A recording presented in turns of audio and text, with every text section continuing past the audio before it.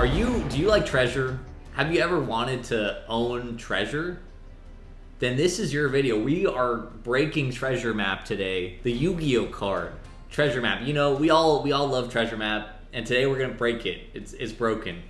It will be brunked. It reads, you can only activate this card in response to an activation of an effect that would return this card from the field to the hand. Draw 2 cards and discard 1. And this mini graceful charity effect is not bad. The problem is getting there. So how on earth are we gonna get there? Originally, this idea was suggested to me in the comment section by Eduardo, who suggested that the path was Swift Birdman Joe. And while I have nothing against Swift Birdman Joe, in fact, I think he's a rather interesting guy, I immediately considered something I've been thinking about a while back when I was trying to break Limit Reverse, and that is, of course, Byser Shock. This level 5 dark monster has 800 attack. It can be special summoned from the graveyard, and when it is special summoned, it returns all set cards on the field to the hand. And it's even better than Swift Birdman Joe because it also returns set monsters. And of course, it can also trigger the treasure map. While I do want to explore a wind version of treasure map later on, today I want to talk about how well this combo slots into Edison formats. I mean, it's the best deck in the format. Vayu Turbo. Behold, Byser Vayu. This treasure map engine actually fits quite well into the Vayu deck. This is because Armageddon Knight and Dark Grepher can just send that Byser straight from the deck to the graveyard to be revived with the Limit Reverse. The package is actually not that big. It's just 7 cards, 8 if you consider the giant trunade, the 3 Limit Reverse, the 3 treasure map, and the 1 Byser. It actually facilitates a lot of what this deck is trying to do. Drawing 2 and discarding a value piece, that's pretty good. Also, Byser's effect of bouncing all set cards enables what this deck is best at, which is putting out a lot of damage very quickly. If they set 3 cards, you Byser, bounce them all, and then get in for 4K, they're not in the best spot, especially if those cards were, you know, bottomless or something that would stop your threats from getting onto the field. Now, I'm not coping too hard. I'm not saying this makes the deck better. It is already the best deck in the entire format, so I definitely think the engine is funny. I don't think I've seen anyone play it before, and thank you, Eduardo, for telling me to play treasure map because, yeah, it's not as bad as you'd expect. Let's get into a match and see how it does. We got ourselves a duel with the treasure map deck, and look at this opening hand. Treasure map plus Limit Reverse, and a way to send Byser Shock. But check this out, going first, you summon this guy, send the Byser Shock to the graveyard, set both your cards and pass, and they're gonna just set 1, but if they had set 2, it really doesn't matter. It's the same outcome. Use the Limit Reverse, bring back the Byser Shock, bounce their set monster because this is all set cards. Chain the treasure map. We hopefully draw it into a value piece. There it is. Discard 1. So we're just gonna like go all in with this Grepher.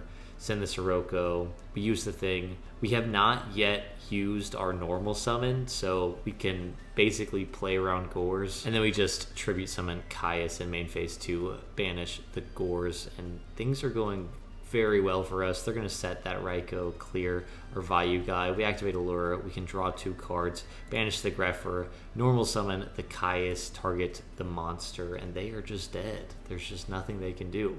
Moving on to game number 2 with the treasure map deck. There it is. They summon Lila. We've got this cool Lila play. We'll attack first, and then we will use the Lila on their back row. We summon the Gale.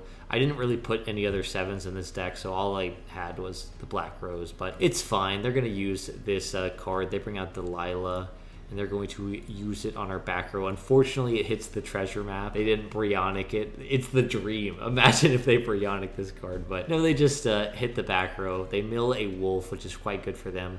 We're going to do this play where we ram the tomato, we get out the Sangan to get the Armor Knight, then we attack over the wolf. Good, yeah, we just set that in pass. They tribute some Celestia, and here we can chain the Limit Reverse on the Sangan and get some value out of it. We'll get the Card Trooper to our hand. They'll attack us for 20 2300. We draw an Allure of Darkness. We draw 2. We banish the Argh Matey, set the card trooper. They have another Celestial, and that's not great. We wish that they hit this Torrential, but unfortunately they did not. So we're just going to chain everything. We get to search with the Sandcan and draw from the card trooper. So we're going to search the Argh Matey, and then we draw 1. It is the Rhoda. They're going to Foolish the Wolf. They attack us for 2100. And then we draw this Sirocco. We get the Grepher to our hand. And we can do a pretty cool play where we special summon the Grepher, discard, send. We get the Vayu Synchro, and then we tribute the Grepher for Caius. And we try to get in for a lot of damage. And we can do that. They're going to use Necro. And then down comes the Consecrated Light. They're just going to set this guy. They flip this card, get out the Raikou, but they don't flip the Raikou. They just keep passing. I think it's because they maybe can't out both of them. They can only out one of them. Let's see what they had. Oh, 2 Solar Recharges. Yeah, okay, I understand why they didn't do it. We're just passing back and forth. They activate Solar Recharge, and now they literally have 1 card left in deck. They cannot flip the Raikou, and yeah, I don't know if that was a treasure map gameplay, but it was still quite an interesting game. I don't know. I mean, it definitely is cool, and it's not like terrible. It gives the deck a few more tools to play with in a way that synergizes with the deck's core identity.